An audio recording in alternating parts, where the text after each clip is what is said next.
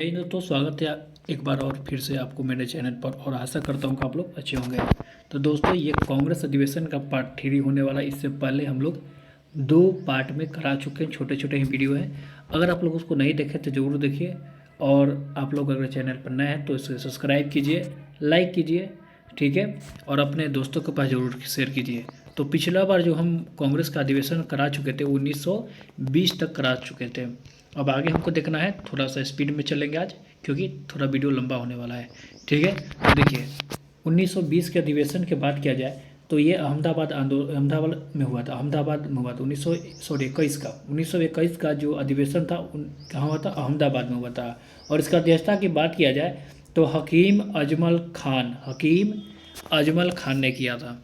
यही बात किया जाए कि 1922 का जो अधिवेशन था, जो कि इम्पोर्टेंट है, तो ये कहाँ हुआ था? 1922 का अधिवेशन गया में हुआ था, ठीक है। और इसका अध्यक्षता की बात किया जाए तो चित्तरंजन दास ने किए थे, ठीक है। और इस समय वे जेल में बंद थे। यानी कि याद रखिएगा कि 1922 का अधिवेशन गया में हुआ था और इसका अध्यक्षता किए थे चित्तरंजन दास ने, ठीक है। देखिए, 1923 के अधिवेशन देखते हैं। 1923 में विशेष एक अधिवेशन हुआ था, जो कहाँ हुआ था? वो हुआ था दिल्ली में हुआ था। और याद रखिएगा कि ये विशेष अधिवेशन जो दिल्ली में 1923 का हुआ था, इसका अध्यक्षता किसने किए थे? तो इसका अध्यक्षता जो किए थे मौलाना अबुल कलाम आज़ाद ने किए थे, ठीक है। और ये जो मौलाना अबुल कलाम आज़ाद जो हुए, ये कांग्रेस के सबसे युवा अध्यक्ष भी बन गए थे। और उस समय इनकी उम्र की बात किया जाए तो मात्र 35 वर्ष था, ठीक है। अब देखिए, बताया जाता है कि मौलाना अबुल कलाम जो आज़ाद थे, उनका जो जन्म हुआ 1888 में सऊदी अरब में हुआ था, ठीक है। तो ये भी आप लोग याद रखिएगा। चलिए अगला बढ़ते हैं, आगे देखते हैं। 1923 के वार्षिक अधिवेशन, ठीक है, ये काकीनाडा आंध्र प्रदेश में हुआ था। और ये मौलाना मोहम्मद अली ने किया था। मौलाना मोहम्मद अली ने किया था। कब? 1923 के काकीनाडा आंध्र प्रदेश का अधिवेशन। 1924 का बहुत इंपॉर्टेंट है अधिवेशन, इसको याद रखिएगा। ये कर्नाटक के बेलगांव में हुआ था। कहाँ हुआ था? कर्नाटक के बेलगांव में हुआ था, याद रखिएगा। और इसका अधिवेशन की ये जो बेलगांव अधिवेशन की अध्यक्षता किसने किए थे? तो महात्मा गांधी ने किए थे। और ये देखिए, याद रखिएगा कि महात्मा गांधी ने मात्र एक ही बार कांग्रेस का अधिवेशन, किसी भी अधिवेशन का अध्यक्षता किए थे, और यही है, ठीक है, कांग्रेस के बेलगांव अधिवेशन। तो इसको आप लोग याद रखिएगा। चलिए अगला देखते हैं। 1925 का भी जो अधिवेशन है बहुत इंपॉर्टेंट है। देखिए, 1920 का जो अधिवेशन है ये कानपुर में हुआ था। कहाँ हुआ था? कानपुर में हुआ था, ठीक है। 1920 का अधिवेशन कहाँ हुआ था? 1925 का अधिवेशन जो था ये कहाँ हुआ था? कानपुर में हुआ था। और ये देखिए, ध्यान दिया जाए कि इसका अध्यक्षता किसने किए थे? तो सरोजनी नायडू ने किए थे। किसने किए थे? तो सरोजनी नायडू ने, याद रखिएगा। और सरोजनी नायडू जो थे, इस कांग्रेस के अधिवेशन की अध्यक्षता कर कर ये भारत की प्रथम महिला अध्यक्ष बन गई थी। अगर पूछेगा कि प्रथम महिला अध्यक्ष कौन है, तो वो हो जाएगा एनी बेसेंट। लेकिन यहाँ पूछे जाएगा कि भारत की प्रथम महिला अध्यक्ष जो कांग्रेस की अध्यक्षता की थी, तो वो हो जाएगा ये सरोजनी नायडू। यहाँ तक आपको समझ में आया होगा। चलिए अगला देखते हैं पॉइंट, कि कांग्रेस के इस अधिवेशन में, ध्यान दीजिएगा, कांग्रेस के इस अधिवेशन में हर्षद मोहानी ने सर्वप्रथम स्वराज का प्रस्ताव रखा था। लेकिन इसमें ये जो प्रस्ताव जो था ये पारित नहीं हुआ था, ये भी याद रखिएगा। चलिए अगला देखते हैं 1926 का वार्षिक अधिवेशन। देखिए, 1926 का वार्षिक अधिवेशन हुआ था गुवाहाटी में। गुवाहाटी में हुआ था, असम के गुवाहाटी में हुआ था। और ध्यान दीजिए, इसका जो अध्यक्षता कौन किए थे? तो श्रीनिवास आयगार ने किया था। श्रीनिवास आयगार ने। चलिए, इतना इंपॉर्टेंट नहीं है, इसको हम लोग थोड़ा फास्ट में करेंगे। जो इंपॉर्टेंट है उस पर टाइम देने वाले हैं और उसको ध्यान से देखने वाले हैं। तो 1927 के अधिवेशन देखते हैं, ये भी उतना इंपॉर्टेंट नहीं है, याद रखिएगा। ये मद्रास में हुआ था और इसका अध्यक्षता डॉक्टर M.A. अंसारी ने किए थे, ठीक है। देखिए, 1928 का जो अधिवेशन है इसका इंपॉर्टेंट आता है, ठीक है, इंपॉर्टेंट बात। 1928 का अधिवेशन जो कलकत्ता हुआ था, ये कलकत्ता में हुआ था। और इसका अध्यक्षता किसने किए थे? मोतीलाल नेहरू ने किया था। मोतीलाल नेहरू ने किया था, ठीक है। देखिए, मोतीलाल नेहरू ने इससे पहले 1919 का भी अधिवेशन का अध्यक्षता किए थे, याद रखिएगा। और 1928 में तो मोतीलाल नेहरू जो थे, ये 2 बार अधिवेशन की अध्यक्षता किए थे, 1919 और 1928 में। देखिए, इसमें क्या विशेष तौर पर है कि कांग्रेस के लिए एक अलग विदेशी विभाग का गठन किया गया, ठीक है ना। तो ये मतलब कब किया गया? तो 1928 के कलकत्ता अधिवेशन में कांग्रेस के लिए एक अलग विदेशी विभाग का गठन किया, ठीक है। यहाँ तक आपको पता होगा। चलिए, 1929 देखते हैं, इम्पोर्टेंट, बहुत ज़्यादा इम्पोर्टेंट है। ठीक है, देखिए 1929 में क्या हुआ था, इसमें ये कांग्रेस का लाहौर अधिवेशन था। सबसे पहले याद रखिए कि 1929 में अधिवेशन कहाँ हुआ था, लाहौर में हुआ था। और इसकी अध्यक्षता की बात किया जाएगा तो याद रखिएगा पंडित जवाहरलाल नेहरू जी ने किए थे, पंडित जवाहरलाल नेहरू ने किए थे, इंपॉर्टेंट है। ठीक है, अब देखिए इसमें इंपॉर्टेंट क्या था तो वो आगे देखिए, बहुत इंपॉर्टेंट है। देखिए इंपॉर्टेंट पॉइंट यहाँ पर है, इसमें इंपॉर्टेंट यह है कि कांग्रेस के पूर्ण स्वराज का प्रस्ताव पारित हुआ। ठीक है, अगला देखिए कि कांग्रेस ने यह प्रस्ताव पारित किया कि जब तक देश की आज़ादी नहीं मिली जाती है तब तक प्रत्येक वर्ष 26 जनवरी को स्वाधीनता दिवस के रूप में मनाया जाएगा। ये कब, ये दूसरा। तीसरा पॉइंट क्या है, पूरे भारतवर्ष में पहली बार 26 जनवरी 1930 को स्वाधीनता दिवस के रूप में मनाया गया। बहुत ही इंपॉर्टेंट डेट है, याद रखिएगा। चलिए अगला चौथा पॉइंट देखते हैं कि कांग्रेस के इसी वार्षिक अधिवेशन में यह भी पारित हुआ कि महात्मा गांधी के नेतृत्व में सविनय अवज्ञा आंदोलन चलाया जाएगा। कब, 1929 के लाहौर अधिवेशन में। ये सब आप लोग याद रखिएगा, बहुत इंपॉर्टेंट है। देखिए 1930 में कोई वार्षिक अधिवेशन नहीं हुआ था। चलिए 1931 में आते हैं, जो कि ये भी बहुत बहुत बहुत इंपॉर्टेंट है। 1931 का जो अधिवेशन हुआ था कहाँ हुआ था, 1931 का कराची अधिवेशन, याद रखिएगा 1931 के कहाँ, कराची अधिवेशन। और इसका अध्यक्षता किसने किए थे, सरदार वल्लभ भाई पटेल ने किए थे, सरदार वल्लभ भाई पटेल ने। देखिए इस अधिवेशन में गांधी इरविन समझौता की स्वीकृति दिया गया था, तभी तो महात्मा गांधी जी और इरविन, जो लॉर्ड इरविन था, इसके बीच में क्या हुआ था, समझौता हुआ था। ठीक है, अब देखिए इस अधिवेशन में ही महात्मा गांधी ने जब भाग लेने के लिए पंजाब के रास्ते कराची जा रहे थे तो उन्हें काला झंडा दिखाया गया। काला झंडा किसका विरोध का प्रतीक है।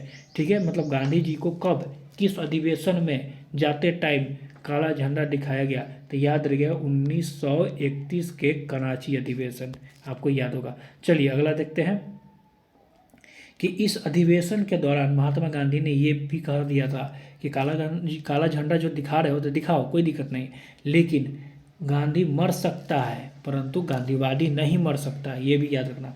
गांधी मर सकता है परंतु गांधीवादी नहीं।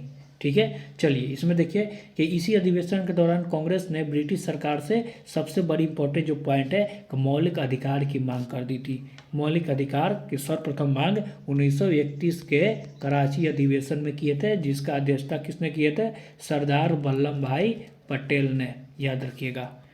चलिए अगला देखते हैं 1932 के इम्पोर्टेंट पॉइंट में थोड़ा है।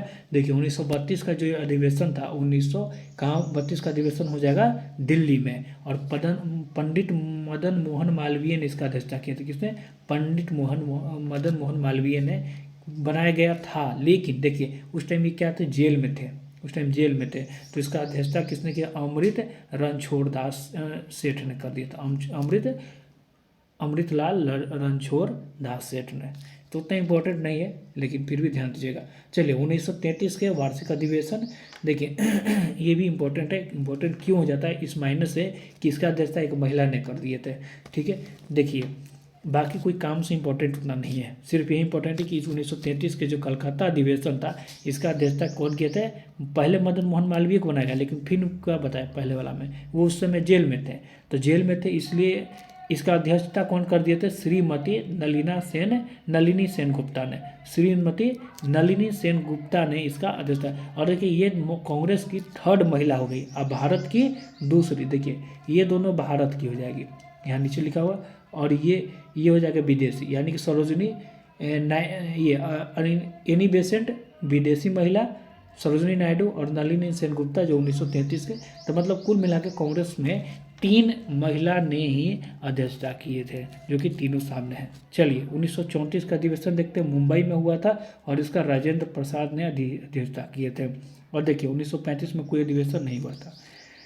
1936 को वार्षिक अधिवेशन इंपॉर्टेंट हो जाता है। इंपॉर्टेंट किस महीने को होता है, देखिए पॉइंट, ठीक है, सॉरी, देखिए इसका अधिवेशन इसका जो अधिवेशन हुआ था 1936 का अधिवेशन लखनऊ में हुआ था, याद रखिएगा। कब हुआ था, 1936 का लखनऊ अधिवेशन, और इसका अध्यक्षता कौन किए थे, पंडित जवाहरलाल नेहरू ने किए थे। कौन किए थे, पंडित जवाहरलाल नेहरू। इंपॉर्टेंट क्यों हो जाता है, देखिए इस दौरान कांग्रेस पार्लियामेंट्री बोर्ड का गठन हुआ था। तो इम्पोर्टेंट है कि कांग्रेस पार्लियामेंट्री बोर्ड का गठन कब हुआ 1936 के लखनऊ अधिवेशन में, जिसका अध्यक्षता कौन किया था, पंडित जवाहरलाल नेहरू। देखिए पंडित जवाहरलाल नेहरू जो 3 गो अधिवेशन किए थे वो आगे बताएंगे आपको। फिलहाल यहाँ ध्यान दीजिए कांग्रेस पार्लियामेंट्री बोर्ड का गठन 1936 में हुआ था। देखिए इस अधिवेशन के समय जवाहरलाल नेहरू ने यह कहा था कि मैं समाजवादी हूँ और भारत में समाजवादी राज्य की स्थापना करना चाहता हूँ। ये कब बोला गया था, 1936 के लखनऊ अधिवेशन में। कौन बोले थे, पंडित जवाहरलाल नेहरू नहीं बोले थे। चलिए और देखिए कांग्रेस के इस अधिवेशन के दौरान अखिल भारतीय किसान संघ का स्थापना हुआ था। याद रखिएगा अखिल भारतीय किसान संघ का स्थापना कब हुआ था, तो 1936 में ही हुआ था।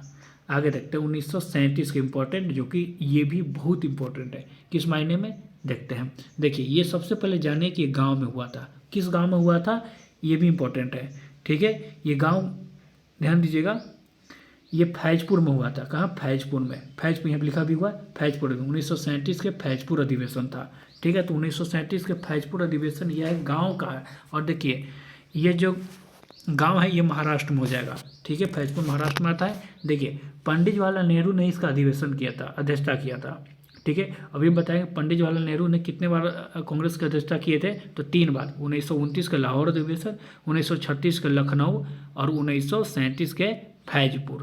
तो आपको याद होगा। चलिए आगे देखते हैं कि इसी अधिवेशन के दौरान कांग्रेस ग्राम सभा, देखिए गांव में हो रहा था, ग्राम सभा का स्थापना तो वही टाइम होगा। गांव में होने का मकसद क्या है, ग्राम सभा का स्थापना करना। और इसी अधिवेशन के दौरान 13 अस्थायी कृषि विधेयक पारित हुआ। यानी कि इसको याद रखिएगा 1937 के फैजपुर अधिवेशन में। अगला देखते हैं 1938 का हरिपुरा अधिवेशन। देखिए इंपॉर्टेंट है, बहुत इंपॉर्टेंट ये पॉइंट है, पूछा गया प्रश्न, बहुत ज़्यादा ये पीसीएस में प्रश्न पूछा गया है, इसलिए ध्यान दीजिएगा।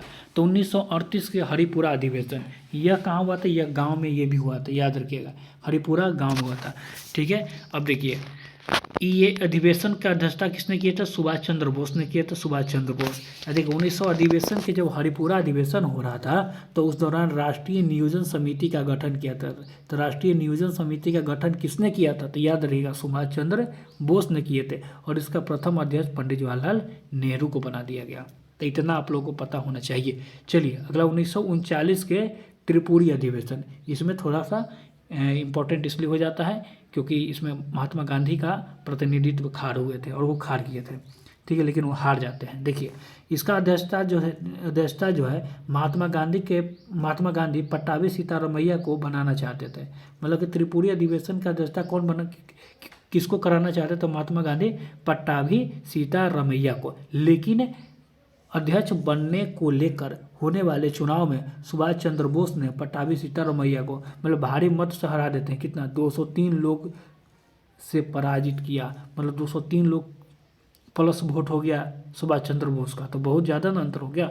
तो इसलिए महात्मा गांधी की इसमें बेइज्जती टाइप हो गया था। अब समझिए कि उसमें बोले थे महात्मा गांधी कि मेरा प्रतिनिधित्व खार होने का मतलब है कि महात्मा गांधी खुद मतलब कि इसका अध्यक्षता करने वाले हैं।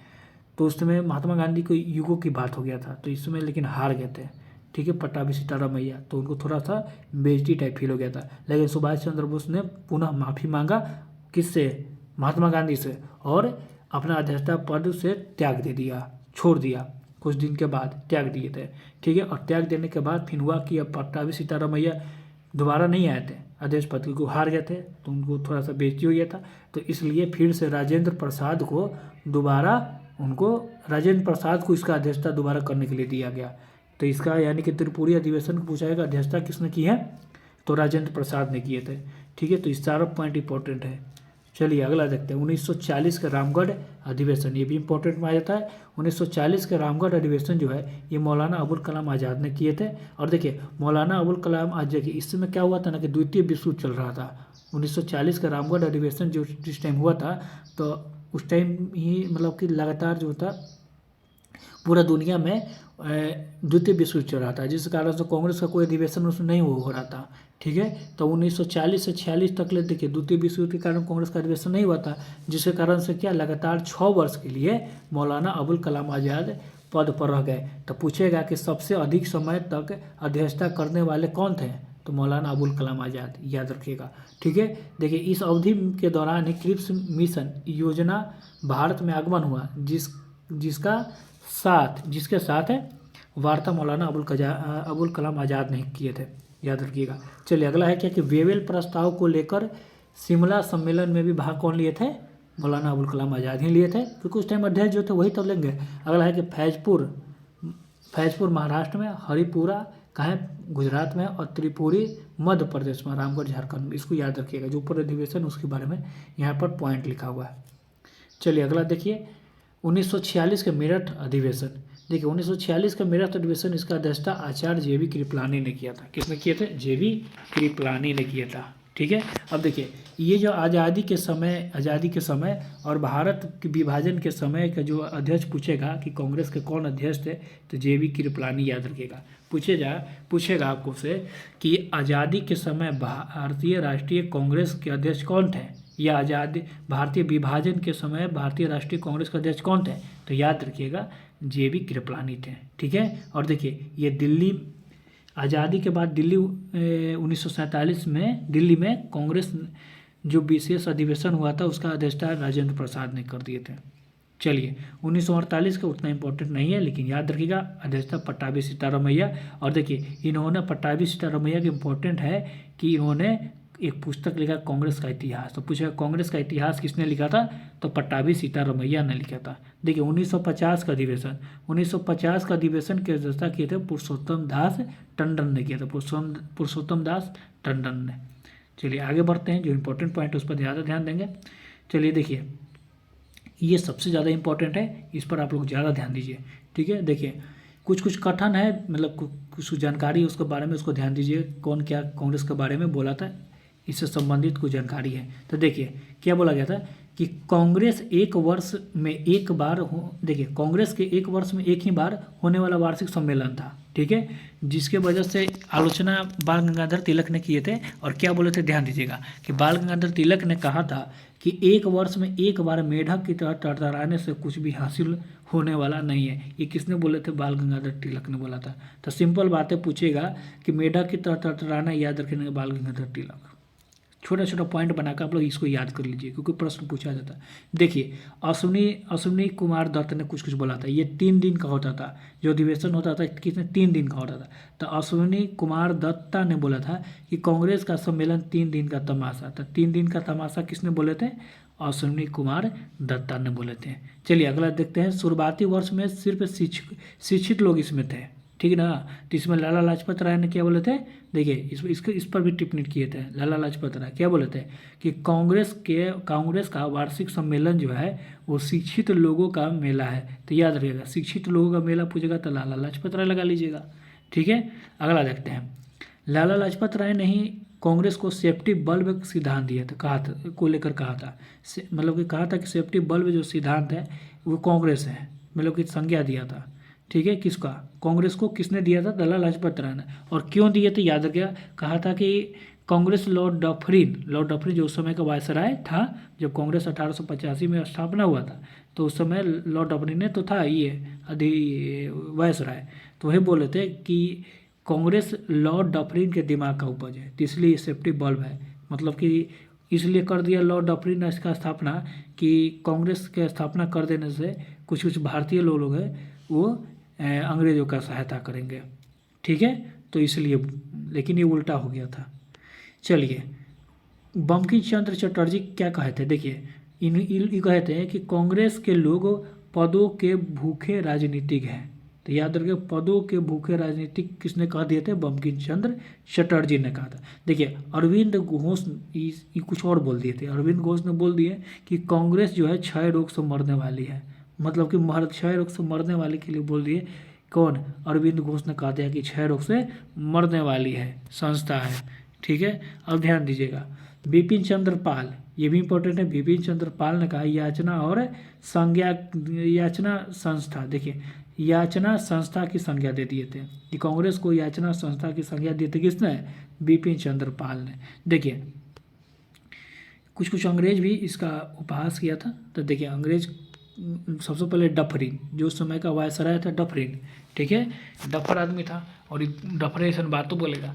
देखिए क्या बोला था कि कांग्रेस अल्प जनसंख्या अर्थात सूक्ष्मदर्शी जनसंख्या का प्रतिनिधित्व करने वाले संगठन है। आई काहे बोला था याद रखिएगा। जैसे कांग्रेस का प्रथम अधिवेशन जब 1885 में हुआ था, ठीक है, बम्बई में, तो उस समय कितने लोग प्रतिनिधित्व में थे? 72 गो लोग बस आए थे कांग्रेस के अधिवेशन में। तो बोला कि पूरा देश में मात्र 72 गो लोग आया, तो इसीलिए बोल दिया था ये डफरीनवा कि कांग्रेस अल्प जनसंख्या अर्थात सूक्ष्म दर्शी जनसंख्या का प्रतिनिधित्व करने वाली संगठन है। तो इसको याद रखिएगा, डफरीनवा खत्म आदमी था। अब देखिए लॉर्ड कर्जन, ठीक है, इहो खत्म था। ठीक है, तो लॉर्ड कर्जन का बोला था कि कांग्रेस का महल भर भरा कर गिरने वाली है, हमारी इच्छा है कि कांग्रेस की मृत्यु में उसका साथ दे। ये कौन बोला था? ये कर्जनवा बोला था, इहो खत्म आदमी था। लेकिन ऐसा कुछ ना हुआ था, कांग्रेस की वजह से देश आज़ाद हुआ, ठीक है, मतलब आज़ादी होने में कांग्रेस का महत्व है, ये हम बोल रहे हैं, ठीक है। ऐसे बहुत सारा रीजन है। तो चलिए कैसा लगा आपको बताइए। बहुत लंबा ये PDF था, 9 पेज का, 3 पार्ट में हम आपको कराए, छोटा छोटा वीडियो में। अच्छा लगा तो लाइक शेयर सब्सक्राइब जरूर कीजिए। इसका अगला जो टॉपिक है वो हम आपको बहुत जल्द लेकर आने वाले हैं। तब तक आप चैनल को सब्सक्राइब जरूर कीजिए। तो मिलते हैं अगले वीडियो में, तब तक के लिए जय हिंद जय भारत।